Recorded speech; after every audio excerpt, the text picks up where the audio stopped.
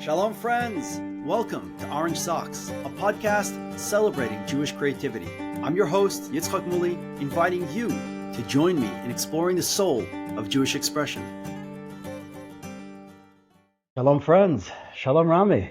Shalom. What a pleasure. What an absolute pleasure. My pleasure. Thank you so much for inviting me. So I'm here in the Manhattan JCC on 6th Avenue. Is that where we are? 7th Avenue? I think. Amsterdam.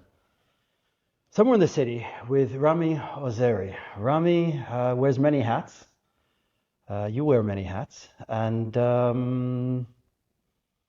most of all, what I know you for is the Jerusalem Biennale. So where do we begin? You're in town. You're in New York. Drumming up support, I suppose, for next year's Biennale. Biennale. Biennale. We're going to say it right. So what is a Biennale? Maze? So Biennale in general is a term for something that takes place every 2 years. In the art world, it's a very famous, popular phrase, to say that there's a big art event taking place every 2 years. It started in Venice, in Italy. Yes. That's why we say Biennale, not biannual, because they were the first. We give them the respect. Right. They started, I think, 120 years ago. Okay. A Biennale. I don't know how the concept developed, but, ever since, for 120 years, every 2 years, there's a huge event going on in Venice. Everyone who is an interest in contemporary art goes there. It's a big thing. And then other cities copied the model, like a good model. So now you have more than 100 biennales around the world. Really? I didn't know that. And then I discovered it in 2010. Right. And I said, cannot be. Mapito. It's like Venice has a biennale, Berlin has a biennale, Istanbul has a biennale, Sao Paulo has a biennale. So Jerusalem should have a biennale too. Jerusalem should have a biennale too. And it was very constructive because I wanted anyway to open a new platform in Jerusalem for contemporary art. But the thing is that I discovered very fast that I cannot open a gallery, cost a fortune. And I didn't get any response from any of the museums that I reached out to. So this model of a biennale was the exact thing that I was looking for. Right. So where were you in your life that you woke up one day, you heard about the Venice Biennale and said, Jerusalem has to have one? Where were you in your life, or what's your creative journey? What's your relationship to art that makes you want to? Many people heard there's a Biennale in Venice and nothing in Yerushalayim, but you did something about it. Why? How? So I got to this point after a very long journey. So, I did the regular Jerusalemite Maslul, high school, army, a long traveling after the army. Then I got back to Jerusalem. I studied something completely different. I studied philosophy, political science, and economics as a first degree. And then I did a master's in economics.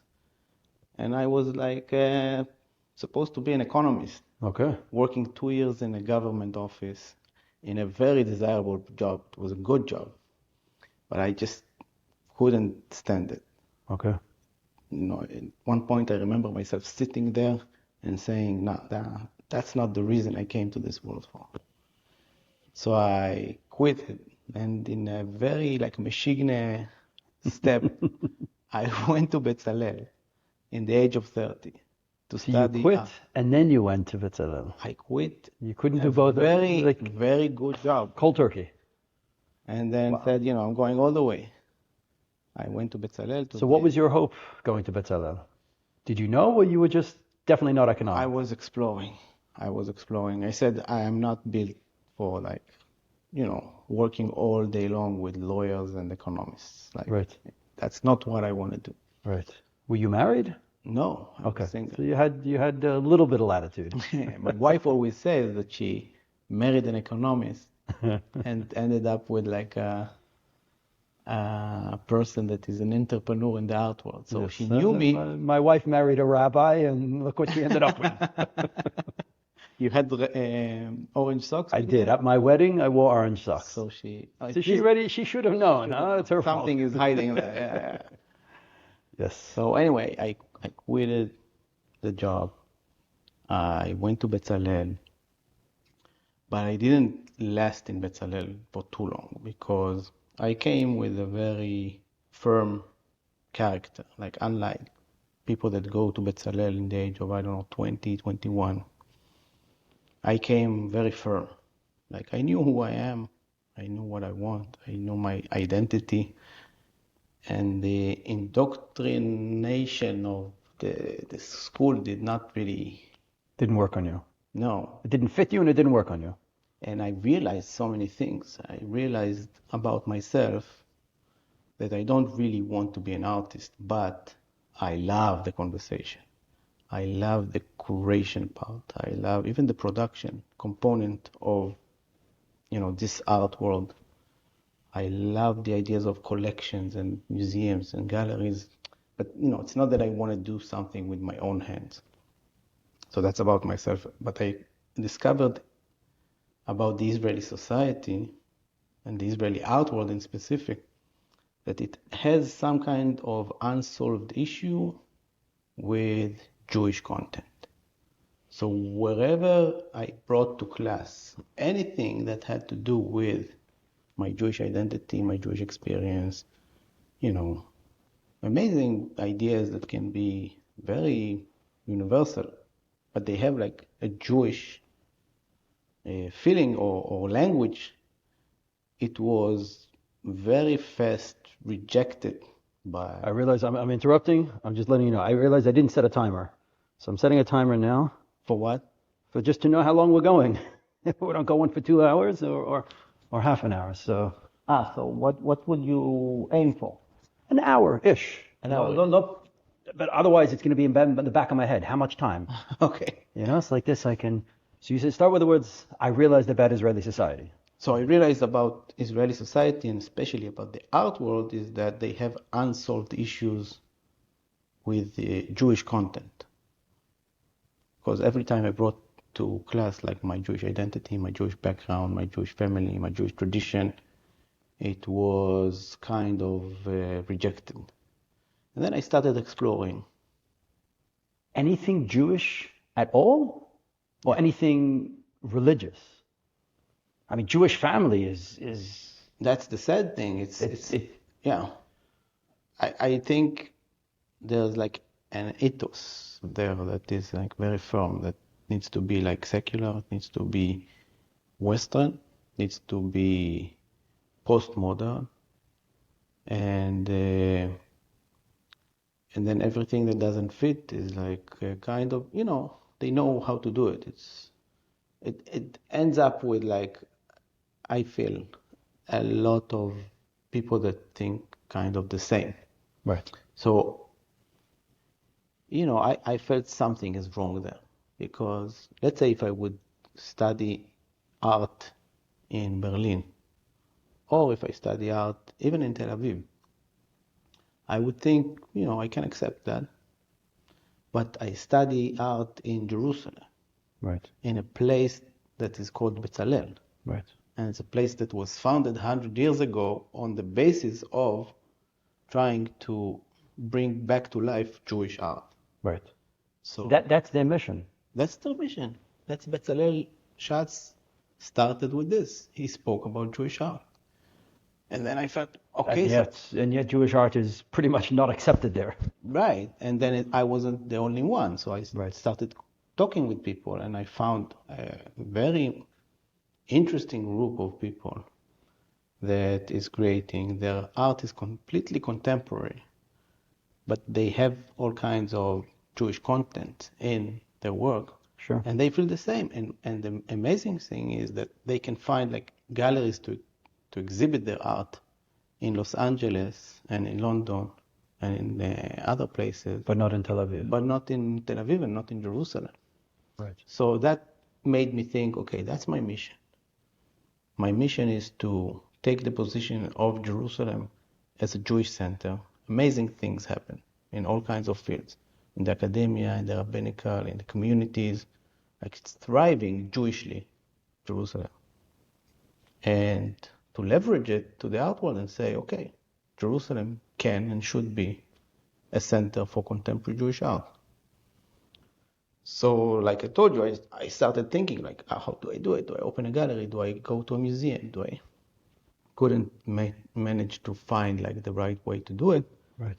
And then I went to Berlin, stepped in the Berlin Biennale in 2010, came back to Israel, said exactly, So, that's right. what I need. You found it. I found it, the model is right, the content is there, just need to fundraise. And that took me That's why you're an economist. right. So on those 3 years between the day that I came back to Israel until I opened the first Biennale, I worked for the Marker as a journalist. Like again in the economics part, I met my wife, we got married, and then everything opened. And in 2013, Right. it all started. Right. Yeah. So the ground was right. There was artists who were looking for, well, they had a voice, but they were looking for a place and a way to share their voice in Jerusalem.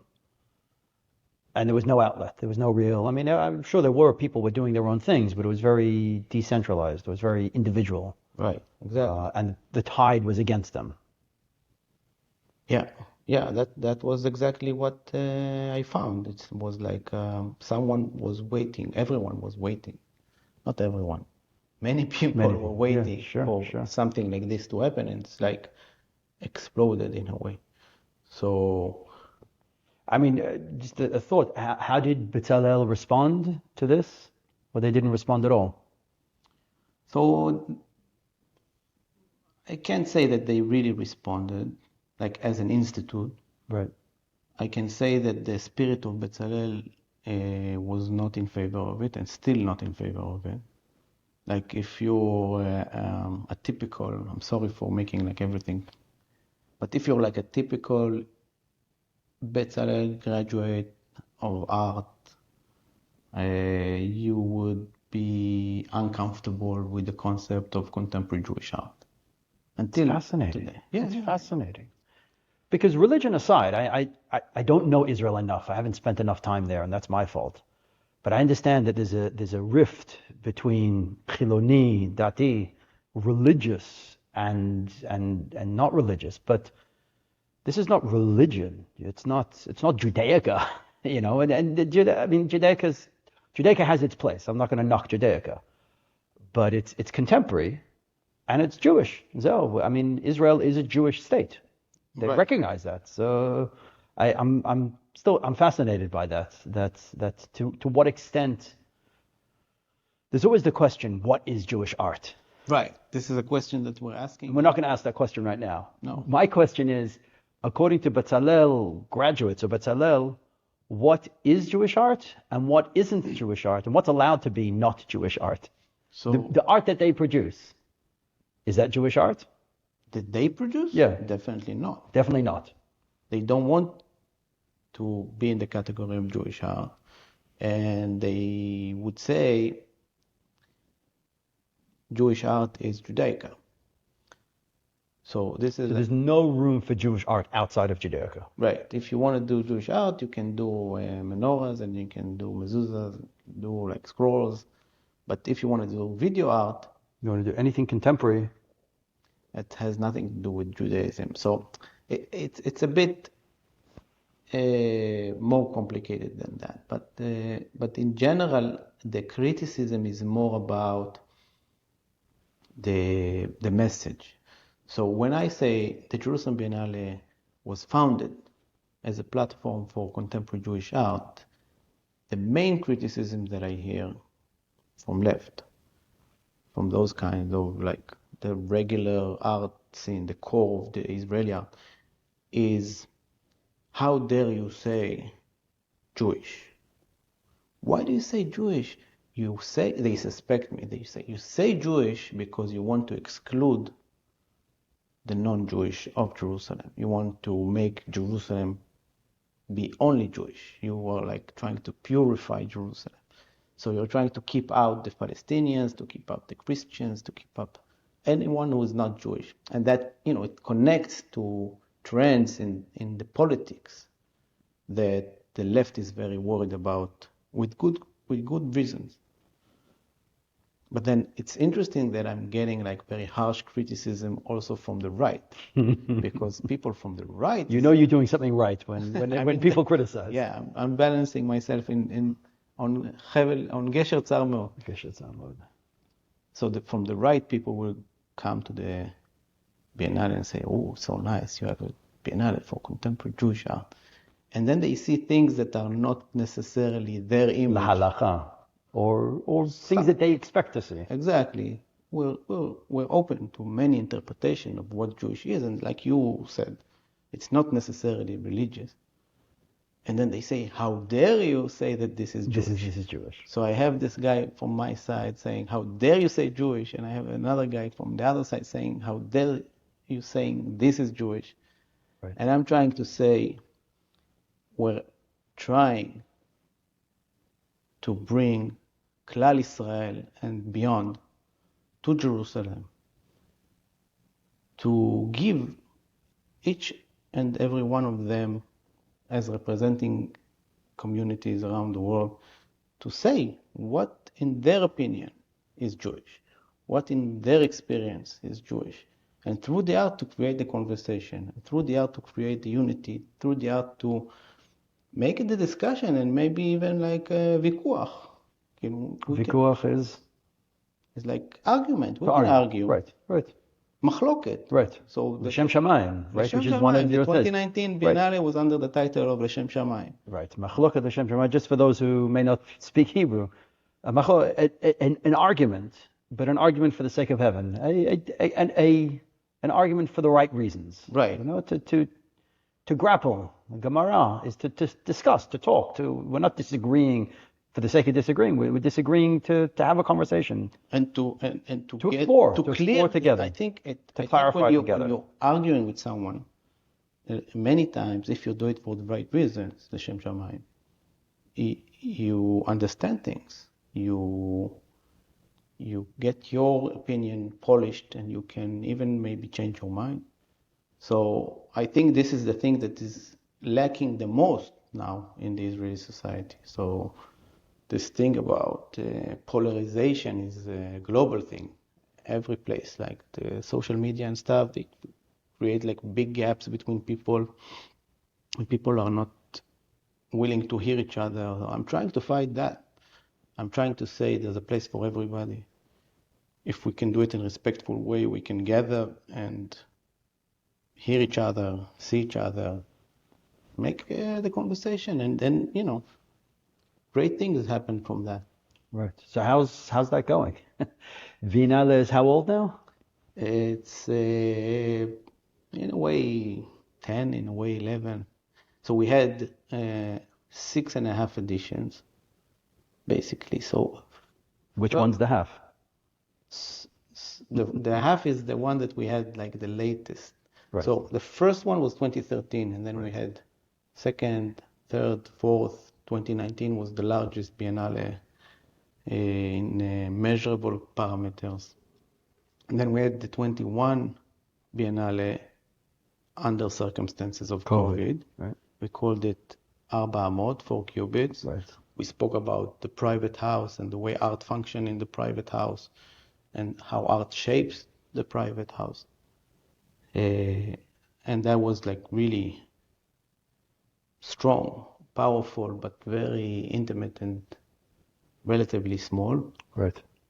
And then the 2023 Biennale was also under circumstances. Right. When was it supposed to be? November 9th. November 9th. 2023. So we were preparing a year and a half in advance, like creating all the program and developing and thinking, and everything was like lined up. Everyone was ready. People from abroad were like sending work, and we said to everyone, after the Chagim, אחרי החגים, we start the Right. production. Right. And then October 7 hits, and for 1 week I'm like in a total shock. And just getting to understand like the scale of this thing and what are the meanings and stuff. And then the week later, I'm getting like everyone to be on a few Zoom calls to ask the question, okay, what do we do? And then it was kind of clear that we cannot open on time. Like there's no chance. Right. Like you can't make it happen for like practical reasons. And you don't want to. You don't want to It's because it's not the right thing at the time. Right. Absolutely. So we said, okay, with a very heavy heart, I'm like postponing it to the spring. And then a very moving thing happened is that some of our international partners said, okay, we were supposed to send you the works now. We cannot send it now. So we're gonna open like small exhibitions in our home cities. So we had things here in New York, we had in Casale in Italy, a group exhibition, we had in Buenos Aires an installation with, and that became like the solidarity exhibitions of 2023. Officially, that's the 6th edition. We did also a few small things in Jerusalem. And the half edition, the 6.5 edition, happened in March, April, like full scale. We had 21 venues with 35 exhibitions. And it wasn't a regular Biennale in a way that was, again, still under circumstances, but it was very powerful. I don't think we had ever so many opening events with like people tearing. But in a good way, tearing as an outlet, you said before. Right. Well, art's a powerful medium. Yeah. You know that. Right. And art is a powerful medium, especially when we're grappling with emotion, and we're grappling with difficulties. Did the subject matter change? Did the title change? I don't even remember. Yes. So in a way, there was no title for the Spring Biennale. That's why we called it the Spring Biennale. Right. Our biennales were always on the fall. Right. There always was like a title. This one, we just felt there's no words. I think this is a notion that was there in many ways. Like there's no words to describe this place that we're now at. Right. So we just called it in a very simple way the Spring Biennale. And we opened it on Rosh Chodesh Adar with the hope that, it will mark some kind of moment of change, moment of rebirthing, a moment of renewing. Right. And it lasted all the way until Pesach. And the interesting thing is that we fell in love in the spring as time of the year. So it seems like the 7th edition would be spring 26 and not fall 25. So we're moving to the spring. Moving to the spring. Okay. Good. And the idea of the Jerusalem Biennale, this is like very important, is to allow different creative forces from all over the world to come to Jerusalem, to exhibit in Jerusalem, and to be in conversation with other creative forces. Right. So how have you seen, has there been and have you seen an evolution, a growth in Jewish art? How has the Biennale impacted we'll call it the Jewish art scene, for the lack of better words? I think I'm still like fighting for it. I think more and more people understand that it's a very promising way to go. There's still a lot of defensive reactions, but I think more than ever now people understand that it has the potential of doing something that the Israeli society needs. Of bridging gaps, of bridging communities. Yeah, and we made a lot of efforts, a lot of energy was invested in bridging gaps between us, like the Jewish, and the ultimate other, like the Palestinian. So we live in Jerusalem or Tel Aviv, it doesn't matter. And for many years, the art world was busy, like in other escaping. A lot of artwork in Israel is like escapistic. I don't know, what does that mean? Escapism. Yes. Okay. Sorry for my English, but it's like we're not part of this place. We're like We living live in a different alternate world. reality. Yeah. So we're not connected in any way to the reality here. We're doing something that can be created in Hawaii or San Diego or Right. Austria. That has no local, or that they are invested in the conflict, like the Israeli-Palestinian conflict.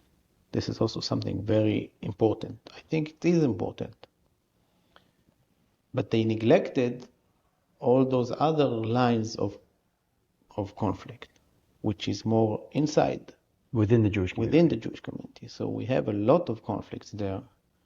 And when you neglect a wound, It festers. So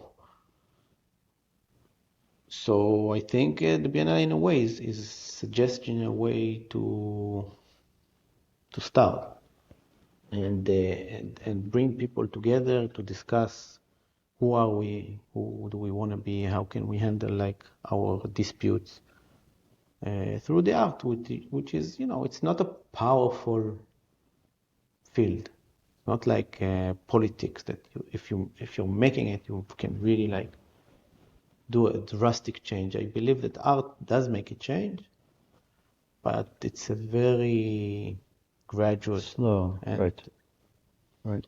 it can be in the deep places, but it has to be slow. So I don't think we created a revolution in any way, but I think more and more people feel like it's legitimate to. Well, to begin with, people didn't want to have this conversation. So Right. now you're having the conversation, and conversation you is continue there. having the conversation, and the conversation is there, I'm sure, all year round. Yes, and I think in a way, if there are two worlds, the world of Jewish content and the world of contemporary art, the Jerusalem Biennale is trying to connect them. So it's like trying to convince more people that their center of life is Jewish. Like it can be identity-wise, or like even scholars, even artists that are, Talmidei Chachamim, to be interested in contemporary art. And the other way, people that are invested and fully surround themselves like in contemporary art, to get them to be interested in some Jewish subjects. And then if you have those places in which the art is both contemporary and Jewish, we made it. It's very hard. It's not like an easy task to achieve, but there are small successes. So it's still an uphill battle. Yeah. For you. Yeah, and you know what? The political situation in Israel is getting worse. I remind you. The division. The division. The division, right. The division is Right. even worse than like when we started. 10 years ago, the levels of hate between those parties was not as high as today. Like I'm talking until 7th of October and then even after.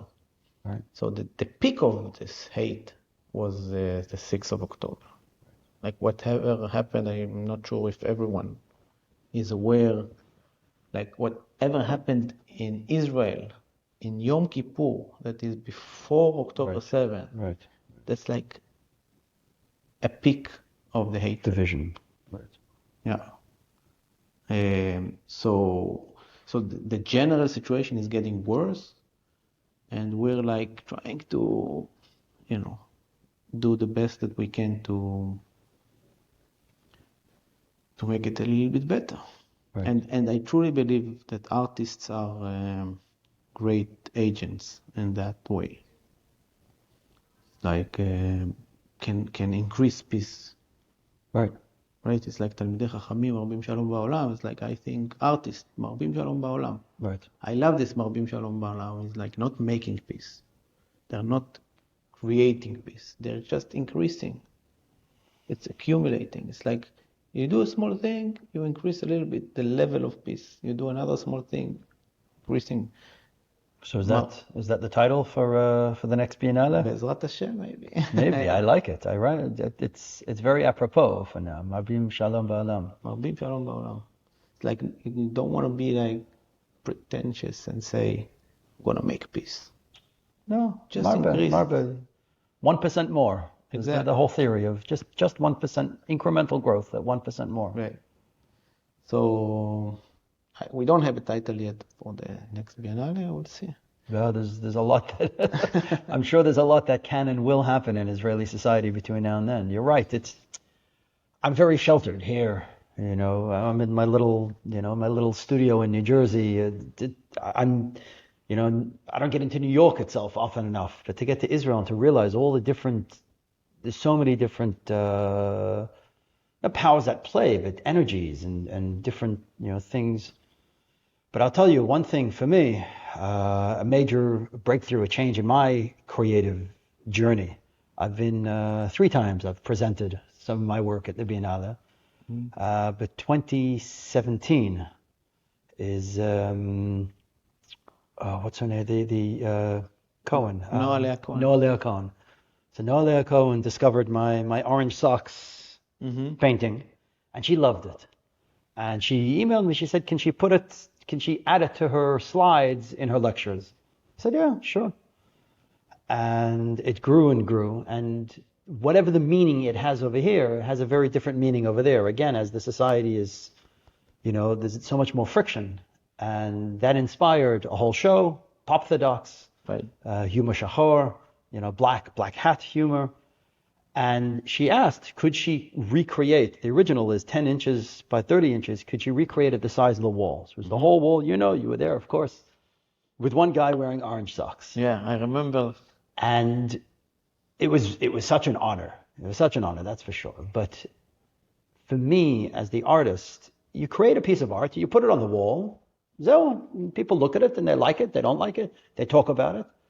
But it's separate to them. And to me, that's the way art is, or the way art could be. And seeing people engage with the work, and to me, what looked like across the society of Chiloni Dati, if you can say that, from across the Israeli, society, from what I could tell from as an outsider, that people were gravitating. They wanted to get a picture with it, to become part of the painting. And that sat with me for a while, but that changed the direction of my work. Really? My whole interactive element of my work, which has really become a very key ingredient in a lot of the things that I do, is about engagement. It's about come, let's make something together. Let's engage. It's not me and my finished work and come you look at it and find meaning or find connection or find anything. It's come, let's create something together. And that was from the 2017 Jerusalem Biennale. And orange socks, you can see it.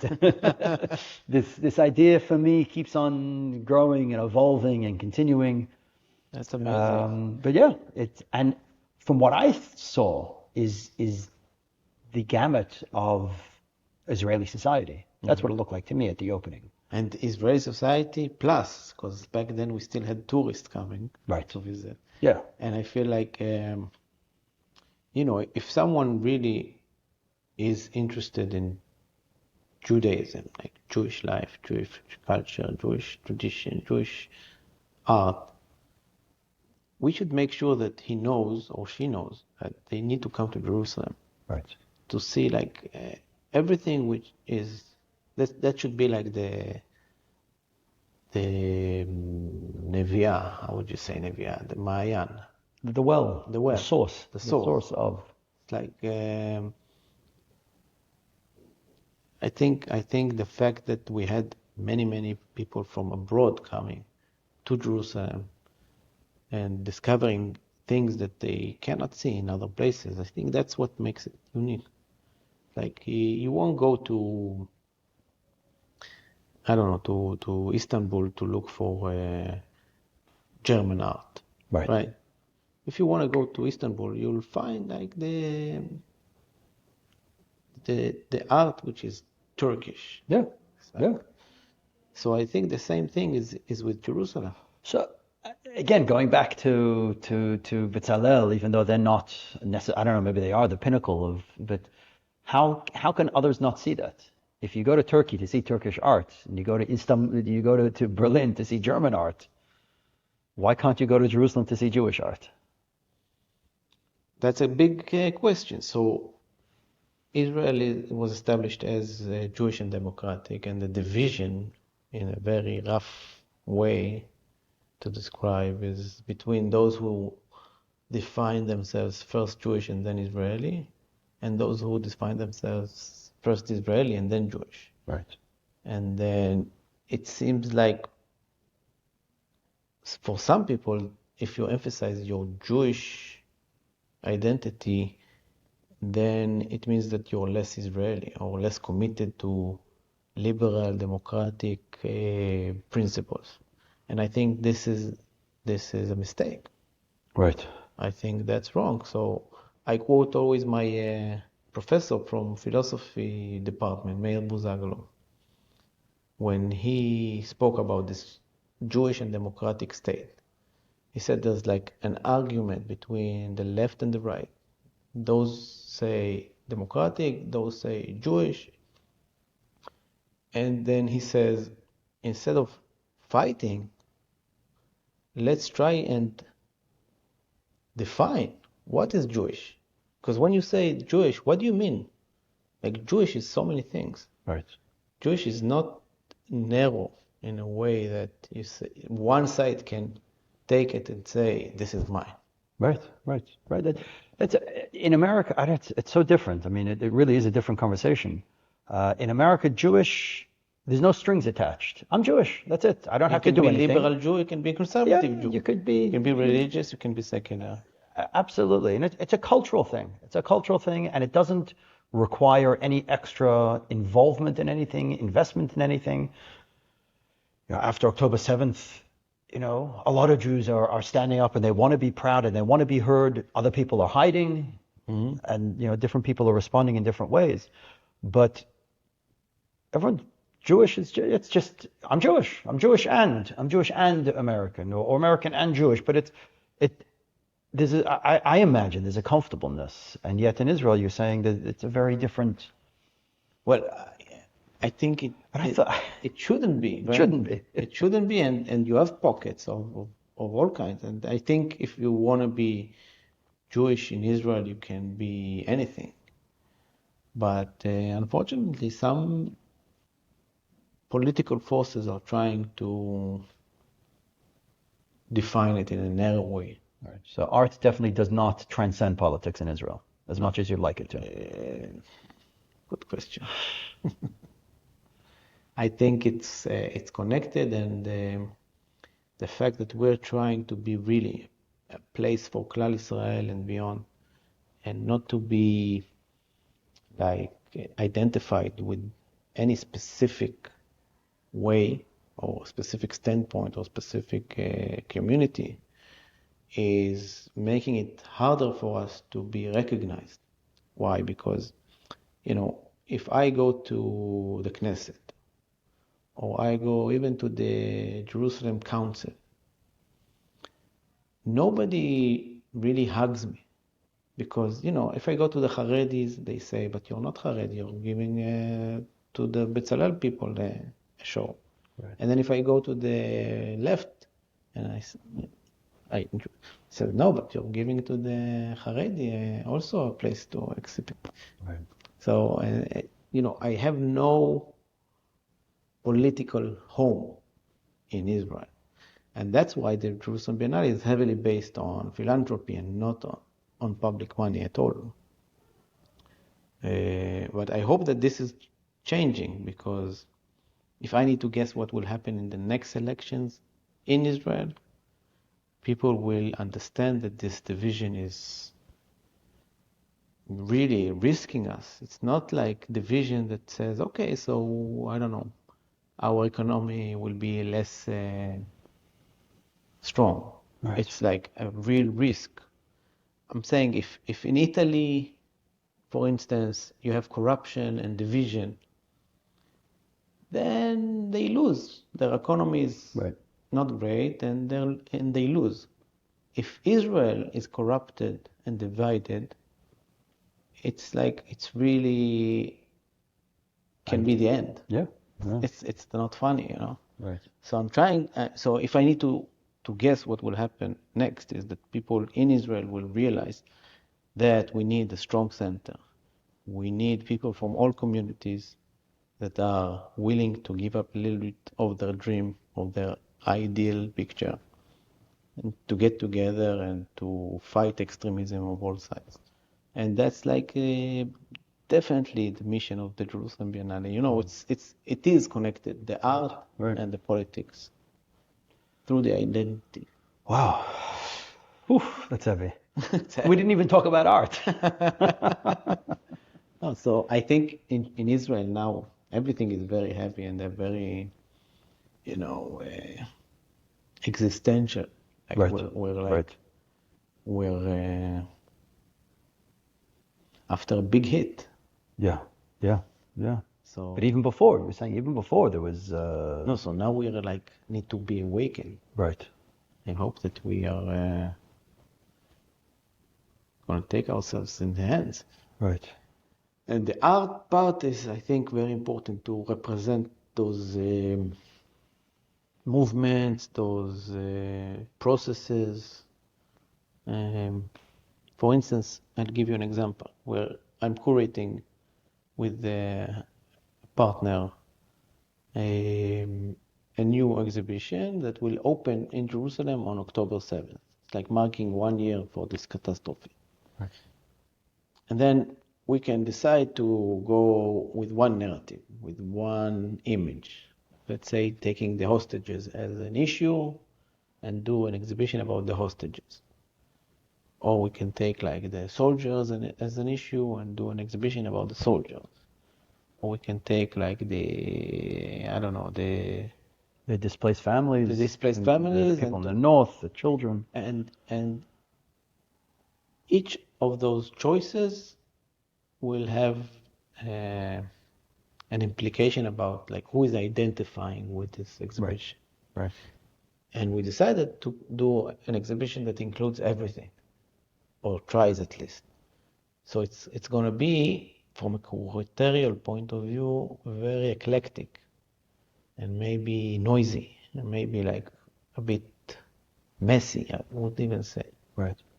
But from like the essence of it, this is what we're trying to do. This is the mission. We want to put everyone inside the room and say, this year was hard for everybody, for many aspects, and there's not one tragedy which is more important than another tragedy, you know. So I hope we'll make it happen. It's hard. Right. Right. Yeah. So I told you, you know, I'm more interested in the curatorial perspective Right. than in the specific art Right. work or like, you know, creating myself. Yeah, it's heavy. Let's do something more light for the. Wow. Yeah. It's. Do you feel like things in October 7th affected American Jewish? I think it affected American Jewry. It woke up American Jewry. That's what I feel. Again, I live in my little bubble, but I think it woke up American Jewry to say, you know, identity is who am I? Who am I? Mm-hmm. You could, yeah, Jewish, I'm American Jewish. It doesn't, in the Holocaust, a long time ago, no, it's everything's life is easy and life is good and life is plenty and life is so, that these kind of concepts, freedom, identity, like they don't even exist. They're there on autopilot. Mm-hmm. And it woke people up to say, well, what does it mean to be Jewish? You know, and hey, am I a target? And how do I stand up not to be a target? Some people, there were two reactions. Some people stood up extra strong and said, I'm proud to be Jewish. I'm going to put on my tefillin for the first time. I'm going to go to synagogue for the first time. I'm going to wear my Star of David out. So proud. I never wear a Star of David. Now I'm going to start. And other people put it in and said, I'm worried. You know, I'm scared. Yeah. I'm scared for my children. I'm scared for my family. I'm scared for my community. And how do you see this affect the Jewish art world here in the US? I feel like I'm very isolated, you know. I feel like I really am in my own little world. Again, I'm coming, you know, to New York to get some How can it openings. be that there's no like 20,000 Chabad artists working around the country yet? Where are they? Where are the 20,000 Chabad artists? There need to be more artists. There definitely need to be more artists in Chabad and everywhere. Such a big, strong movement. Where? Chavra, where are the Chabad artists? Where are There definitely are. But there's not enough. There's not enough, that's for sure. And listen, like everything else, money is a tough thing, you know, to be able to, you know, I think about what's my impact as an artist. And others have told me, sitting in that chair, they tell me that I've showed people that it's possible. So every day is something else. Every day is a new project, a new plan, and you know, I have ideas up the wazoo. Like today, I got a call from someone, something to do with mezuzot for Be'eri, either Be'eri, or they saw something, they want to make mezuzot, and she was talking to her brother about it, and he said, "Oh, Kol Muli, he's got ideas, you know, he's the ideas guy," which is nice. But yeah, we got to get more people. I see creativity as a way to bridge, as a way to connect different worlds. And a Chabadnik with a hat and a jacket means something, you know. And either you're open to that, or you're not open to that, and you'll walk the other way. Or it's very black and white. But through the arts, I feel there's more of a conversation. I was part of a group, M Squared, and they did talk about Jewish experiential learning. So there were a cohort of people, and people from all over America, all over the world really, but also from Israel. And I was sharing about my overflowing blessings. We actually did it all together. Everyone takes a little small cup of paint, and they share, and they pour, and they share something they're grateful for. And one of the women, she loved it. She loved it. She loved it. She wanted to do that for her daughter's bat mitzvah. And one thing she said, or one of the others said, which was beautiful, but, you know, surprising, you know, is that if a secular person in Israel wants to do something a little bit religious, they want to take on a tradition that they find meaningful for whatever reason, their grandmother or whatever, if they do something a little bit religious, all their friends will point at them. What's, you know, how dare you? How dare you? You're one of them. Now. Yeah, like it's socially unacceptable to do one little thing. But what you were saying about the cup is that it's not a mitzvah. So because it's not a mitzvah, therefore you can do it. It's safe and anyone can do it. It's olam hafuch. Okay, but it was rewarding to me to say, okay, that they can take this idea, the cup of blessing, the overflowing blessing, which is not a mitzvah, it's not in the Torah, it's not in Shulchan Aruch, it's not, you don't have to, but you could bring it to Just a symbol of gratitude, of sharing, of blessings, of however you choose to define it. But it's religious in the way that it can be a ceremony. It could be something that we're doing together that's meaningful, that's uplifting. So that's what I see. The power of art is lowering the fence between people with a chance to bring people together. And that's the work that I'm doing now is all about. I'm trying a lot of different projects. Is interactive work. Yeah. Come, I can't do it without you. I need you. You need me. Together we'll create something. Beautiful. And I think it's very Jewish, you know, to do a ceremony.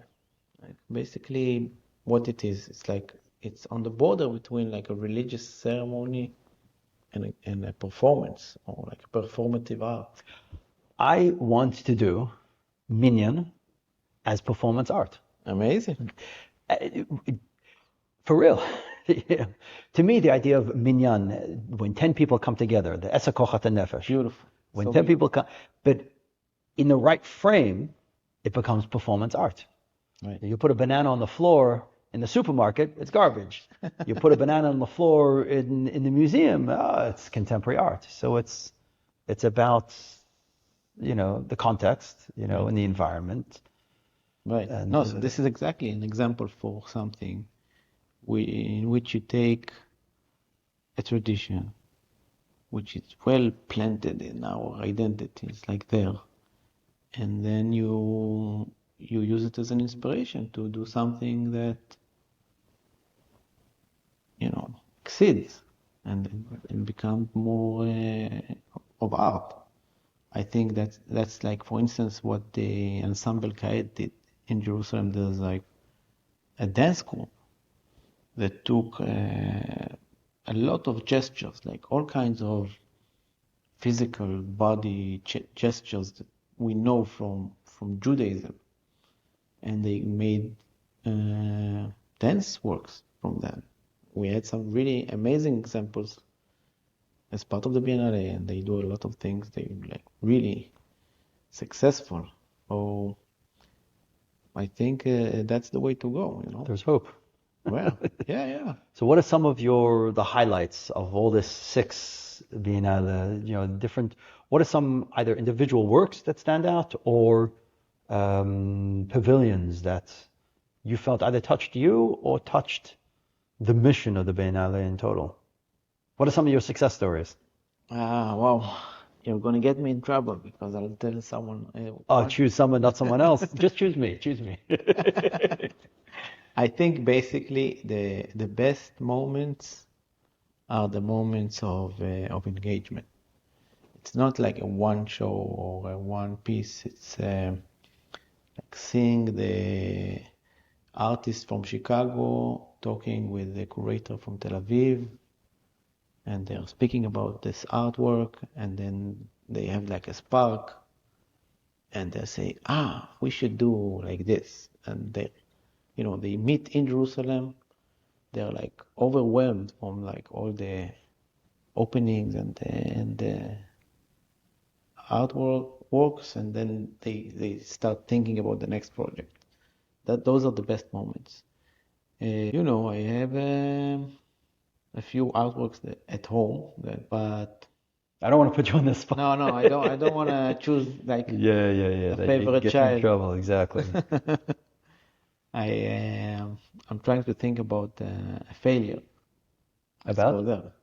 Something that we failed.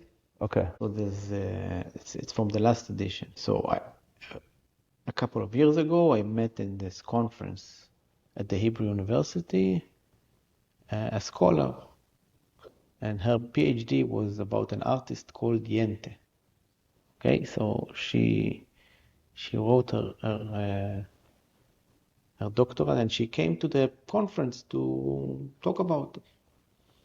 So Yente is a very, very important Argentinian artist, happens to be Jewish, can recognize from the name.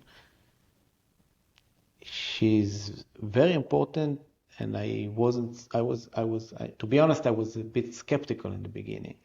But then I saw her at the MoMA and the like permanent exhibition, just like next to the big guys. She's there. Okay? And then I spoke with Tammy and I said, let's do a show. And she said, okay, let's do it. And she connected the family with all the works, and she chose like 6 artworks of her originals. And she connected 6 young artists in Argentina that each of them chose like one of those works of Yente and created new work Inspired by. inspired by. And that was supposed to come to Israel in November 23. And, was exciting. It was like a big name, Right. a gesture to like someone who really got in there, like to be with the big Right. guys. Plus, like this thing about getting the new generation inspired by. So it fitted everything, and then it was cancelled. Right. It didn't show up. It didn't came to Israel not in November, but also not in March, April, because we couldn't find anyone to insure Oh, the wow. works. The works. Like Yente's works are Right. expensive. But So but it exists. It theoretically exists, could be for another show, for the next Biennale, yeah, perhaps. If yeah, it's perhaps. yeah. But it's frustrating because you work Right. and you plan and then in the end, כל בידי שמיים. Um, So it is, for me, as an artist, I create things, and it's all about the reaction, the response of others, and hopefully the things stay and continue to generate interest. Like, the orange socks I made in, I don't know, 2009 or earlier, and it still continues to give, it still continues to ripple out.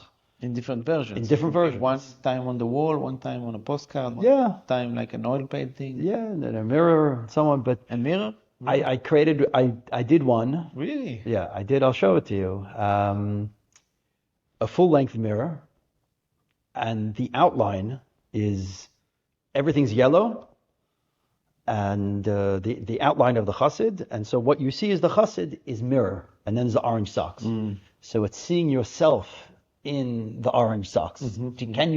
Can you find yourself in the orange socks or not? And really, I want to do 10 of those of different society, Israeli society, Jewish society, finding yourself in orange socks as a soldier, as this. Wow. That's a concept. But people, is there people that are really,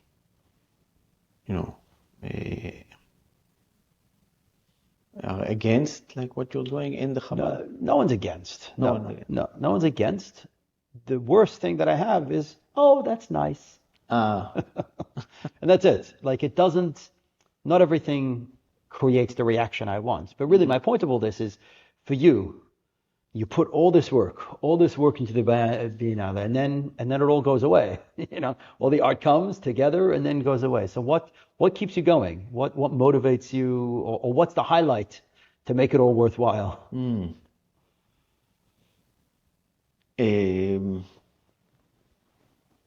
It's moments. It's really like moments that I cherish. So in each Biennale, but also in every exhibition that we do, not as part of the Biennale, there are those moments when you feel like there's a small revelation of truth. And I think that's what art do, especially in a gallery space, in a real space. Like I don't think it can happen online. This Right. is why I find it very hard to do online events. Right. I think there's like a big magic happening when people Come together. come together in one room, and then the art shows up, and then there's moments. It's like Right. that suddenly you understand something. Suddenly you see something that you never saw. Suddenly someone, I don't know, says a Dvar Torah. This is a chidush. An opening event of an art exhibition that has Dvar Torah. Right. You know how exciting it is for people? It's supposed to be like super trivial, right? Right. But it's not. Right. Like you say Dvar Torah in the opening event. Right. It's amazing. But a Dvar Torah that very deeply is connected to the It's work. connected. It's not just, Dvar Torah, sing the national anthem and be finished. No. It's to the point. intimately part of the work, yeah. Yeah, that's a big thing. So I think that those places in which, and also what excites me a lot is to see new audiences as part of the art world. Yeah. Like people that you would never see in opening events or like regular exhibitions. It's not part of their world, but suddenly because the topic is close to them, Yeah. they come, they engage, they understand, they become part. Right. And the next phase, we are not there yet, is that they will also buy an art piece when they visit the. So one of my early evolutions in my arts career, we'll call it, but I was buying in Crown Heights. I was buying lulav and etrog. I go just before Yom Kippur, I do kaparot, and I buy lulav and etrog for Sukkot. So I come, there's a storefront right on the main, right on Kingston Avenue, right where they do Simchat Bet HaShoeva all night long. So it's right there. And it was an empty storefront, and you can only sell lulav and etrog right until Sukkot, and then it's empty. So I said, what are you doing with the store? So they're going to build in 2 months. I said, I worked it out. I rented the space for a week. And I put out a call. If you're Chassid, if you define yourself as a Chassid and you have color, come share. I called it Chassidim with color. Nice. And the floor to ceiling, the whole thing, we filled up, and the artists were on fire. People loved it. This hadn't happened. It was the perfect, something got sold, something else went up and fit that space. It was just, and a lot of Chassidim from Williamsburg, the Datim, they came through, and they walked in, and they're looking around. He goes, "Was ist das? What is it?" I said, "It's a gallery." "Aber was ist das?" So the paintings to see. "Aber was ist das?" They couldn't. "Aber was ist das?" Like they could. It just didn't. And then one young chassid, a 16-year-old boy, he comes in. And it was all worth it for that. Just that he got it. He understood. He didn't buy anything. They didn't buy anything. It was okay. That the art had an impact. The art had an impact on him. And then in 10 years you'll hear that went to art school, became an artist. It all started from seeing. So I've realized I don't live to hear those stories for 10 years later. Maybe yeah, maybe no. We got to just keep on going. We got to keep sharing. We got to keep pushing forward. We got to keep doing, and we'll get those stories. No, I'm just saying that part of what we do is like for those moments, inspiring. Yes, like and giving people ideas about what can happen. What can happen? Yeah. So my closing question, my one scripted question for the Orange Socks podcast is: what's your advice to young creators to find their orange socks, to find their creativity? Well, I think it's really about not being scared. Like, not being impatient and not being scared. Like, you let things cook and you take your time and you do what is really interesting for you. And you try to bring things that are uniquely yours. And you're not like thinking, okay, what do people want to hear? You're doing like, what is it that you are excited about, really? And then, I'm sure many people did this and were still rejected. But then maybe they gave up. Right. I think that if you're persistent in this approach, keep on going. It will happen. Like people will find you in the end. Like I don't know. It's a bit like my experience, because I started as an economist, and it was the right thing to do, the smart thing to do. Right. But it was just not me, So I lost a lot of things when I left this world. Right. But I gained myself. Right. Chazak. Okay, I'm going to take that advice. You're not a young artist anymore. I have to tell you. I still got a long way to go. I'm going to still push. I'm going to still keep on pushing. Rami? Okay. תודה.